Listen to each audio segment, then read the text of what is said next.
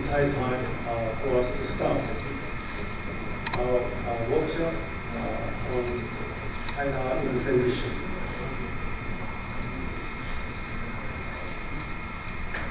We are already behind, 30 minutes behind the schedule.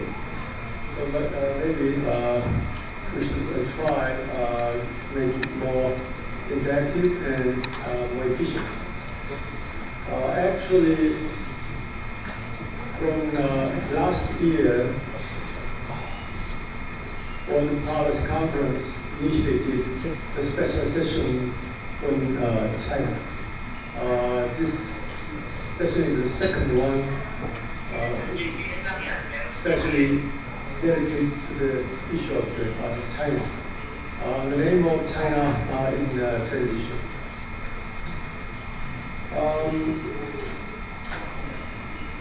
Since last year, we have really dynamic changes in the issue of China. If I lay just some fundamental or conspicuous development for the food for thought, to make our discussion more lively and interactive. I will just have some pinpoint on the major point. On the political issues, the communique in the wake of the sixth plenum, which held last October, the communique specified second. Xi Jinping as the core of party leadership. So it's high time for us to think about the meaning of the core of the party leadership. On top of that, everybody is watching out the future of Chinese political situation, especially we want to talk on possibility of the future of the Chinese party leadership system, especially during the 9th Party Congress, how the collective leadership will change or evolve in whatever format. And economic issues. At last November's 5th plenum, President Xi Jinping mentioned that China's annual growth rate should be no less than 6.5%. In the next 5 years to realize the goal of the doubling the GDP by 2020. But fortunately, during the last three quarters, the actual achievement might be around, if my memory is correct, 6.7% of GDP growth. So it's high time for us to make some assessment on the past 3 quarters, assessment. On the Sino-American relationship, last Paris Environmental Agreement in COP21 was a monumental achievement based on Sino-US coordination. But the new Trump administration might imply withdrawal from Paris Agreement. On the maritime issues, as everybody knows well aware, last July, the Permanent Court of Arbitration gave a one-side victory for the Philippines. As a result, 9-dash line or U-shaped line legal basis were greatly challenged. At the same time, the Philippine President Duterte announced a separation from the US and the new special relationship with China. So my question is that after Duterte, we wonder if other ASEAN neighbors will follow the suit. On the US election issues, especially we are going to pay attention to the president-elect, disavowal on key issues. Especially the alliance, Japan and Korea's going nuclear possibility. Even though he disavowed, on what he said. So maybe what's the implication of such things, and then any possibility of the cascade or chain reaction of going nuclear in Northeast Asia. And next, definitely North Korean nuclear issue will be a big headache for the years to come for the next US administration. In this regard, maybe this week, new UN Security Council sanctional resolution will be adopted. Especially, we have some interest in some languages on livelihood loophole on the shipment of North Korean coal products to China, especially given the fact that during the last year, there's some almost 60% increase of the coal price. This clause will have some decisive impact on the future of the UN sanctional system vis-à-vis North Korea.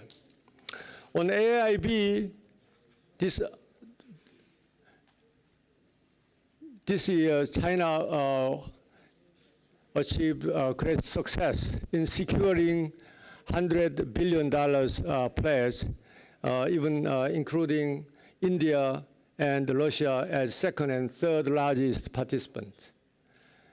But still, the $100 billion is only 1/10 of the total budget needed for completion of the One Belt, One Road, project. So how China will try and make some démarche or effort to bridge the gap. And on the TPP issues, Obama administration acknowledged it has no way forward, so it virtually gave up, their status as signatures, parties of the 12 parties of TPP. And so, remaining question is, what is the future of TPP? Renegotiation or null and void? And China's financial issues, RMB entered SDR basket last October. But still, there's a long way to go to achieve internationalization of RMB, which entails some domestic financial reform and upgrading the more openness of their domestic market. So maybe we should pay attention to the future. But last question on top of my head is Hong Kong and Taiwan issues.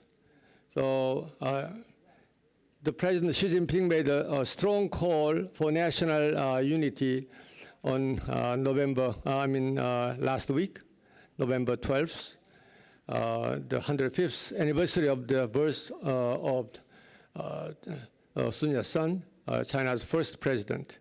So what he said, we will never allow anyone, any organization, any party to split off any tract of territory from China anytime or in any way. So I want to have some interpretation what do he mean by what he said. So, such items on top of our head, we'll have some division of labor because we should touch too many issues. So, we expect Chinese side will deliver their key presentation from Professor Jia Guo from Peking University. He will focus on domestic and political development and Sino-US relationship. Especially, I expect his interpretation of the future of pivot, in Chinese version, and South China Sea issues and North Korean nuclear issues, if possible, cross-strait issues. And then to be followed by Professor Chao Ida. He will focus on Chinese economy in transition with his PowerPoint presentation, and future of future of the internationalization of RMB. And to respond to such Chinese presentation, I will invite the neighboring countries' presentation. First, Professor Richard Cooper from Harvard University will talk on U.S.-China relations under Trump's leadership and also evolution of the President-elect Trump's policy agenda. And also, he will talk on some comment on internationalization of the RMB. And the Vice President Douglas Paul of Carnegie Endowment for International Peace, he will deliver U.S.-China relationship on the new Trump administration. And also, he will share his some idea on the pivot to Asia issues from the U.S. Perspective. And also, he will say something on maritime issues. Especially, he has some, I think he's very few leading scholars who may share or introduce some Republican flavor on these sensitive issues. And then former Trade Minister Park Tae-ho will focus on future of the TPP, especially world trade governance and China's role under President Trump. And also we will invite European scholars, Professor Michel Foucher, who served as a policy planning director of the French foreign minister. He will focus on AIIB in European version, and also South China Sea, especially based on as a specialist, as a geographers. And our last speaker will be Professor Yuichi Hosoya from Japan, Keio University. He will deliver on Japanese perspective on the future of China, especially in the wake of Trump's leadership. So without further ado, I'd like to invite Professor Jia Guo from Peking University. Before we start, I will give some organizational, housekeeping issues. First, actually, I'd like to declare Chatham House rule, but I found that the WPC already declared that all discussion could be covered by news media. So maybe I'm so sorry, but please keep in mind that it should be open to the public. And I will going to provide 10 minutes for the first round of the talk. But given the situation that we already 30 minutes behind the schedule. So if possible, basically I will give you 10 minutes, but if possible, please make it wrap up in 7 minutes. And then we will have some interaction among panelists, additional 2 to 3 minutes. And then I will open the floor to the public, to be followed by a Q&A session. Maybe at that moment, we could flexibly use the remaining time. So let's give big hands to Professor Jia Jingguo.